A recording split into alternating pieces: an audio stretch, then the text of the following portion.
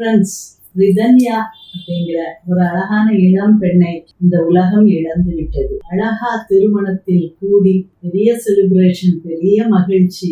ஆனால் தன்னுடைய ஒரே பெண்ணை இழந்த தாயும் தந்தையும் தவிக்கிறதை பார்க்கிறோம். சோ இப்படிப்பட்ட விஷயங்கள் இனிமே நடக்காம இருக்கணும். நானும் எனது மருமகளும், எனது இளைய மருமகள் மஹி கோல்டு மான்சிங், ஸோ நாங்கள் 2 பேரும் சேர்ந்து இந்த அவேர்னஸ் கொண்டு வரணும்ட்டு வீடியோ பண்ண விரும்புகிறோம். ரொம்ப கஷ்டமான ஒரு சம்பவம், ரொம்ப மனதை உறுத்துகிற, எல்லாத்துக்கும் கஷ்டம். சரி, நீ ஒரு மருமகள் பாயிண்ட் ஆஃப் வியூல இருந்து, ரிதன்யா பாயிண்ட்ல இருந்து, மருமகள் பாயிண்ட் ஆஃப் வியூனா, இப்போ ஒருத்தர் கல்யாணம் ஆகி நம்ம போறோம்னா அந்த இடத்துல வந்து ஒரு நியூ லைஃப் தான் நம்ம எதிர்பார்த்து போறோம். நம்ம அந்த இடத்துல போயிட்டு ஒருத்தவங்க சின்னதா நம்மளுக்கு சொன்னாலே நம்மளுக்கு வருத்தமா இருக்கும்.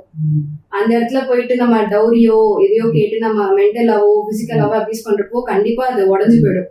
அது கண்டிப்பா சைக்கலாஜிக்கல் பிரேக் டவுன் ஆகுறதுக்கு ஒரு மெயின் ரீசன் அதுதான்.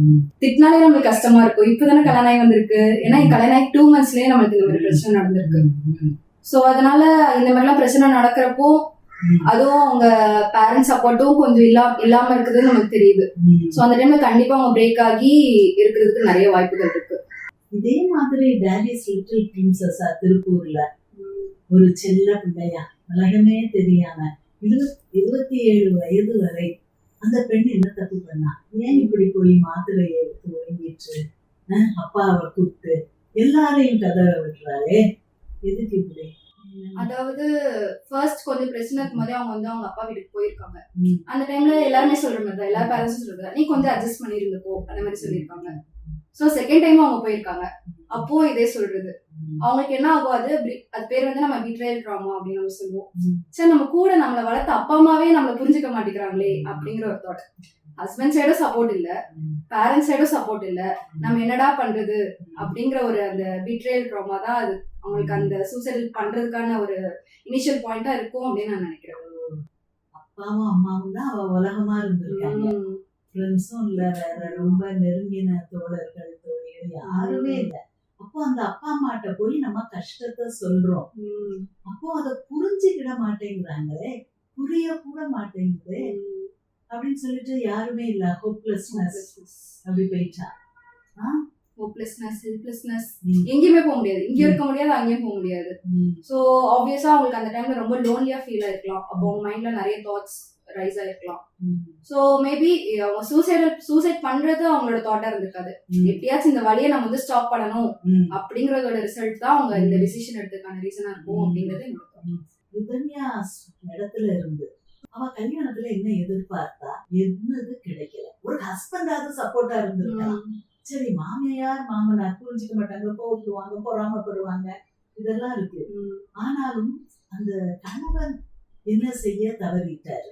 அதை வந்து இனிமே திருமணமாக போகிற இல்லது இளம் தம்பதிகளுக்கு நீ வந்து அவங்க அதை புரிஞ்சுக்கிற மாதிரி சொல்லலாம். எனக்குன்னு கிடையாது, கல்யாணம் ஆகி போற யாரா இருந்தாலும் என்ன ஏஜா இருந்தாலுமே கணவர்கிட்ட எதிர்பார்க்குற ஒரே விஷயம் லவ் தான் எதிர்பார்ப்பாங்க.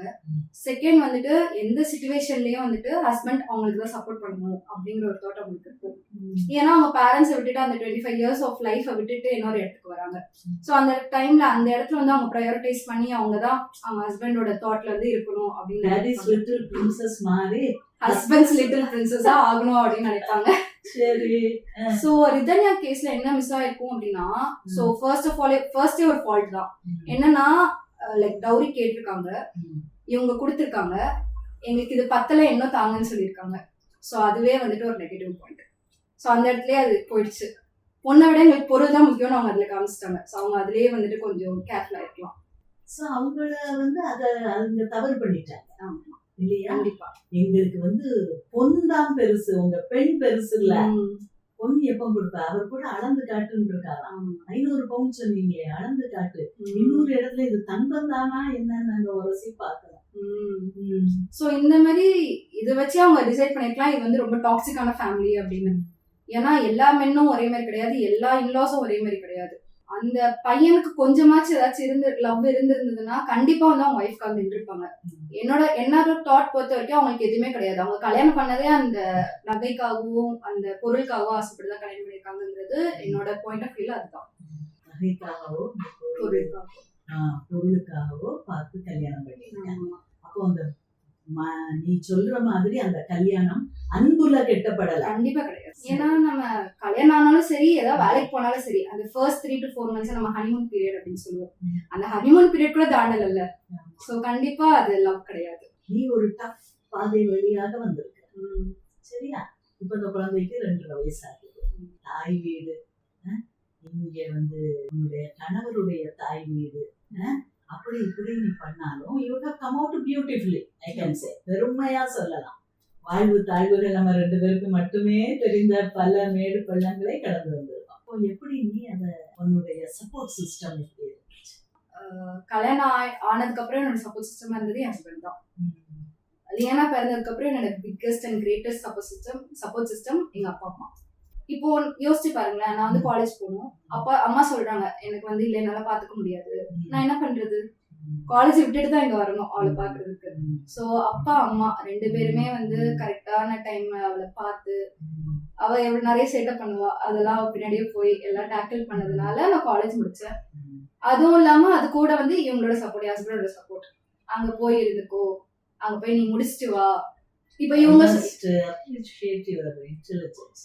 கல்யாணத்துக்கு முன்னால என்னுடைய சப்போர்ட் சிஸ்டம் என்னுடைய ஹஸ்பண்ட், குழந்தை பிறந்ததுக்கு அப்புறம் என்னுடைய சப்போர்ட் சிஸ்டம் என்னுடைய அம்மா அப்பா.